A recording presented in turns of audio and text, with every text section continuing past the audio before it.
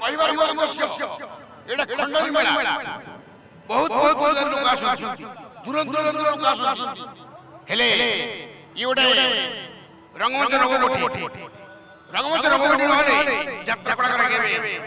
ମନୋରଞ୍ଜନ କରିପାରିବନି। ଇଏ ହଉଛି ମାଙ୍କ ଉଦ୍ଦେଶ୍ୟ ଅଧିକ ନିବିଡ଼ ଚରିତ୍ର। ଆଜ୍ଞା ସିଏ ଭଲ ଇଏ ଭଲ ଶୁଣ ମୁଁ କହିବାର କଥା ଆମର ଏଟା ମୋ କଥା କହୁଛି ମୁଁ ଯାତ୍ରା 40 ବର୍ଷ ପରେ ଯାତ୍ରା ପାର୍ଟି ମୁଁ 40 ବର୍ଷ ପରେ ଯାତ୍ରା ପାର୍ଟି ଲୋକ ଆଜିକାଲି ନୁହଁ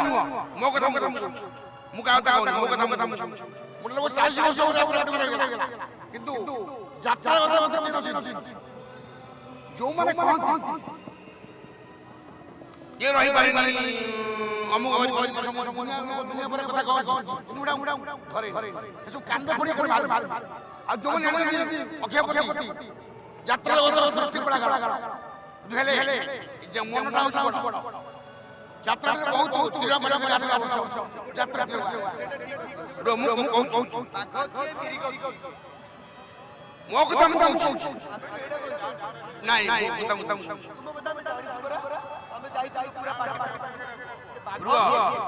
ଶୁଣ ମୁଁ କହୁଛି ସେ ସବୁ ବିରୋଧୀ କଥା କହିବାଟା ଆମର ଗୋଟେ କଥା କହିବା ଆମେ କାହା କଥା କହିବା ଆମେ କେମିତି ଉଚ୍ଚ କୋଟିର ହବା ଆମେ ନିଜେ ଗୋଟେ କଳାକାର ହବା ସେଇଟା ହଉଛି